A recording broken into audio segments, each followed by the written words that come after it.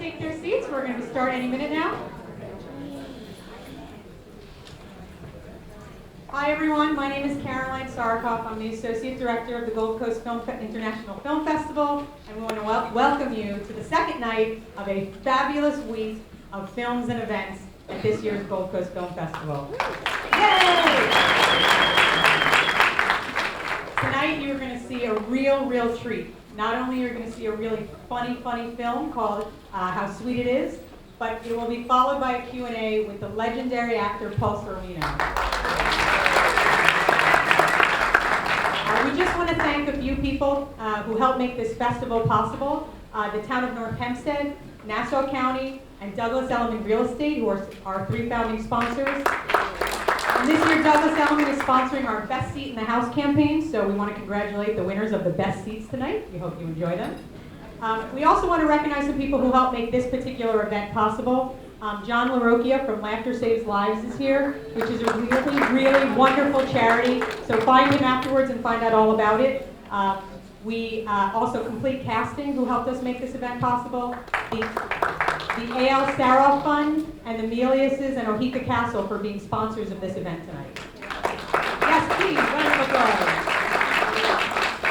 Now, the festival runs through next Sunday, October 27th. Log on to our website or come find us out in the lobby for recommendations after the show. To see lots and lots of movies. We've got a lot of great stuff. Be sure to follow us on Facebook and Twitter. You'll find all the latest announcements. The last thing I want to say is you were all given a ballot when you walked in tonight. So it's really self-explanatory. Just after the film, all you have to do is put a little rip in the ballot on the number that you want to rate the film. It says on it number 1 to number 5. You just put a little rip, and then our volunteers will be collecting the ballots when you walk out.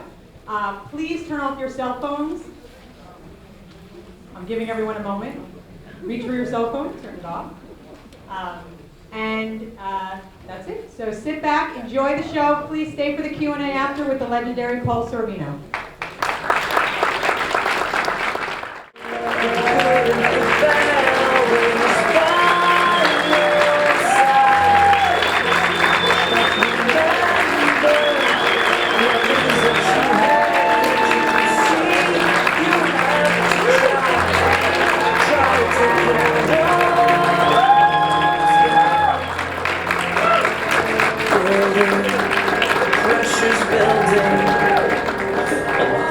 Like some twisted cabaret. You had a bedroom for two.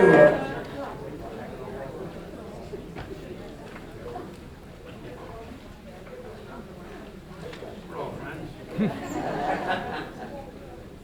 Or you'll have to answer to me.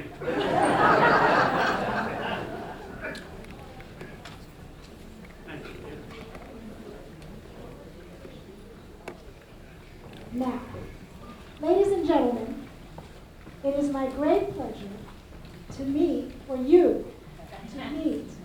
the Gran Cavaliere Gran Croce. You almost made it. Cavaliere di Gran Croce. Cavaliere di Gran Croce. This is a serious title bestowed upon our guest this evening. It's a hereditary title of nobility bestowed upon him by The Order of the Carinzio, started by St. George in the 3rd century.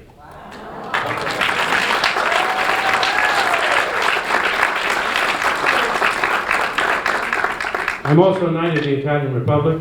I am.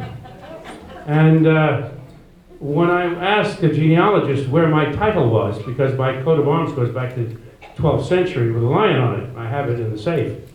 And she postulated that it was probably that I'm a descendant of a Templar knight who ran for his life because the Templars were all but destroyed. And that's why there's no lands. I can't go back and claim any castle. And there's no title, but there probably is if we do the search, but I haven't bothered. Okay. Okay, so number one, I think that you ought to know that this character that this man has so ably created, not just this time, but over and over, is a genuine reflection of talent. And this is not who he is. This man's... What makes you think that? We're talking, I've just had the pleasure of looking at his amazing bronze sculptures that he's exhibited, and they're really quite impressive and beautiful. A sample of his singing, we all had the pleasure of hearing that little sample. Did I sing in that?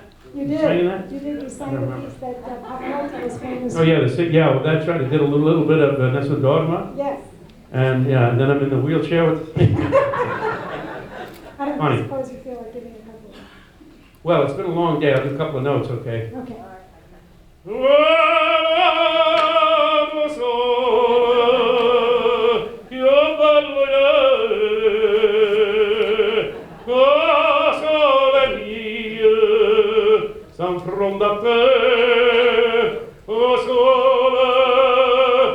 sole mio, sar from da te,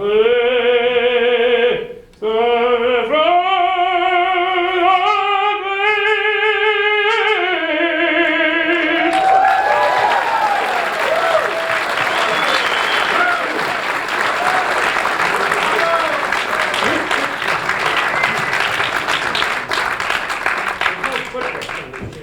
No, somebody did not put this together well. Okay, that's right. I'm managing. I got long legs. Okay, so Thank God. most of you think I actually speak like that character. I know you did. You expect me to come on and say, "How you doing, everybody? All right?" In point of fact, my family is noble, and we never spoke like that. My father didn't. My mother didn't. And so I always thought that my aunts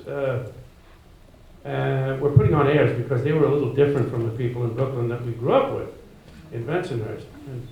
And I remember my Aunt Connie saying, "You know, we're from nobility, in fact." Yeah. So, and then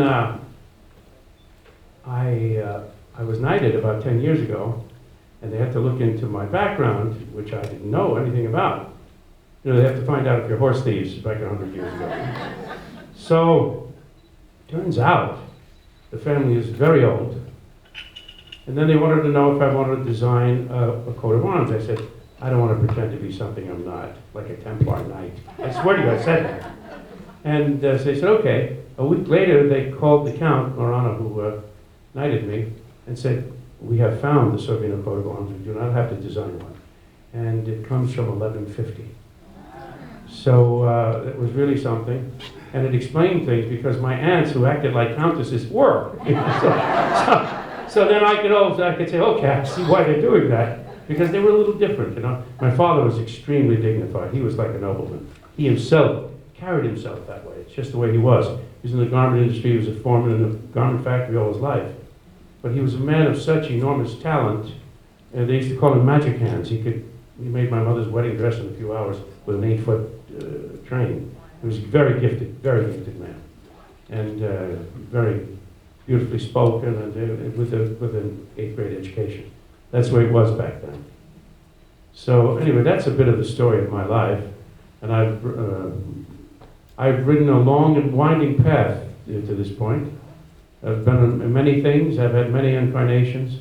Singer, actor, writer, director, warehouseman, bartender for catering, car salesman, fuller brush salesman, advertising man, where I had some distinction there, and best-selling author. And I've done a whole lot of stuff. But maybe the most important thing I've done, besides having some extraordinary children and grandchildren, is, of course, you know about Mira, the Mighty Apple Dragon, Academy Award, and is my asthma foundation, the Sorvino Asthma Foundation, which the website will be up for all of you who suffer or know people who suffer from asthma. The website will be up in no later than 2 weeks. You can download the video. We just finished making a new video, and the book, which is a rewrite of the 1985 book, bring it up to date. So those of you who have asthma, please get it. It really works. I'm proof of that. I had asthma till I was 25, and with these exercises in one day, I didn't have it anymore. So my son almost died of it, and learning how to do, I taught him exercises, but not game. I gave him games. I figured out something, because in the middle of the night, he was going to die. So I figured out, come on, you have to do this. That's the basis of it. It's very strong pressure, lip pressure against exhaled air. and they got him out of it. So this is very dear to my heart, more important than anything in my career. But any questions you may have of me on this movie or about my career, please feel free to ask. I'm going to start it off if you don't mind. Go ahead. So, you were born in your early In childhood Brooklyn. in Brooklyn. Your parents? My father was born in Naples, in a section called Vomero, which is up on the hill. If you've ever seen the pictures of Naples, they're taken from Vomero because that's up on the hill. And then there's Vomero and Vergellina, and down at the bottom is Posillipo, which in the apartment is Posillipo. And my mother's people are from Casa Calenda, which is a small town in the mountains of Molise, which is now, I believe, Abruzzo Molise, or Molise Abruzzo. But it was Molise at that time. She was born in Connecticut. She was a piano teacher. She was a greatly gifted pianist, but not allowed to take a scholarship to Juilliard when she was 17. Because in those days, my grandfather was rather wealthy and a well-brought-up young Italian girl did not play the piano. Her mother said, you're going to go around the world and be a musical whore. And that was the end of that. And this greatly gifted pianist never got a chance to show it. But she was the greatest mom you ever knew. And I never had a bad day with my wonderful mother. So that's the story. Pardon? Is she the one who taught you piano? No. I tried with her, but I couldn't do it. And then I took it up. I took a few lessons when I was in my teens. And then I gave it up. Had a bad teacher, my hands hurt. And then I heard The Entertainer, you know, that Scott Joplin rag. And I was listening to this outside a music store on Broadway called the Colony Music Store. They used to, I don't know if they still do, but they used to, they had a speaker and they would put out these things, and it was the song of The Sting, the movie The Sting, that's called The Entertainer. And I was so entranced by that. I said, you know, I bet I could play that if I tried. It took me 6 months. But I learned it. And then I started taking up other things, and now I play Beethoven and Mozart and Albanians and other composers. So you don't play The Godfather? The theme from The Godfather. That's a little beneath me, don't you think? It's a beautiful piece of music, but I wouldn't play that. That just adds to the lack of luster that the thug thing gives me. I've got enough of that. What was the first? And I was not in The Godfather. No, I know you were not. But my question to you is, how come you're associated with that character so intimately? I suppose, well, there are lots of other characters I've done, including deaf It's lawyers. true. I played a deaf lawyer once on a movie called Dummy for television with LeVar Burton, which was a wonderful movie. And I had to play this deaf character. And those are things Southern Sheriffs, I just finished playing wonderful Southern Sheriff in the movie I did with that nice kid, Nick Jonas, you know, that little guitar player? And we had a real good time, and so that's going to be called, that picture's called Careful What You Wish For. Now, the fact that I could also do this is just part of my repertoire.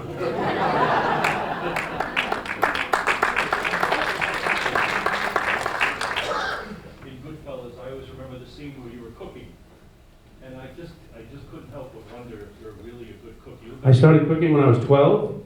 I would say I wouldn't put myself in the class of a great chef, but I would say I'm a very good cook. And my repertoire is not great because I'm not a professional. Although I had my own restaurant, I didn't cook. I showed the chef how to make a few dishes. But I've been cooking since I was a child, and according to the reports, when I make dinner, everybody is very happy. And who's the great chef in the family is my brother Bill, who has a furniture business in Jersey City. He sells office furniture, but he is like a chef. He apprentices every year for a couple of weeks at Grand Week. They call him Uncle Bill. He's 78 years old, and everything that man takes, he can cook anything. He can walk into any restaurant and be the head chef immediately. That's how good he is. Karen, I have a question. I'm going to repeat your They question. say very improbably, and I was wondering, what was it like to get the script? What was it in? What script? The script for the movie. What was it like? What came to your mind when you read the script? My friend Joe Piscopo.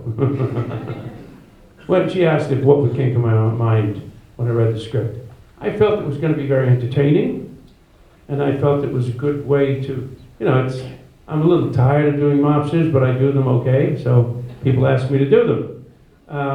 But I've done lots of other kinds of roles. But that's the ones people remember, apparently. But it was entertaining, and so when it's entertaining and it's okay, you go and do it.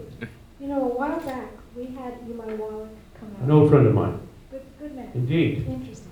And in the course of the conversation, at the time he was 92, 91 or 92. He's about 96 now, I think. Yeah. 96, yeah. And he was lovely, just written his book. And the question came up in the audience, why are you still working? His answer was, well, I got to support my kids. That's very funny. It's like the two people who don't want to have a divorce until the kids die. But anyway, they're waiting for the kids to die before they get a divorce. So if that question would be asked of you, what would you say? Why am I still working? Well, I have a great many things I haven't done yet. I'm also a director and a movie maker. I have a very nice film called The Trouble with Callie that I'm just starting to market now. Why do I work? Because that's what I am. I mean, I sculpt because that's what I am. Why would I retire? To do what? To draw pictures? That's what I do. To make sculptures? That's what I do. To do imitations and make people laugh in the house? That's what I do. Why not get paid for it? So, I mean, no, it's very natural for me to act. It always has been. My mother told me, thank you. My mother told me that the relatives and friends used to come to the house to watch little Paulie sing and dance when I was 2. And I will tell you of another role that I played when I was 5. I was in kindergarten. It was a nutrition play. And they stapled an oat, remember the oat tags? Yeah. They stapled on 2 sides of me these 2 pieces of oat tag and drew a big oat, with poster colors, a big brown oat. And so we go out there in rehearsal, and I'm at home. I mean, like, I'm on a stage. It doesn't mean a thing, man. Just completely at home. And I won't tell you the lines yet. I'll tell you when I get the next part of the story. Next day, I go, and they've got chalk marks where I'm supposed to stand. I was insulted. I honestly was insulted. I said, they think I don't know where to stand? So I was 5. So I walked there, ignoring the chalk marks, knowing where I was going, and I uttered these rather memorable lines, immortal lines. I am Paul Oatmeal, true of heart and true of soul. Put me in your breakfast bowl.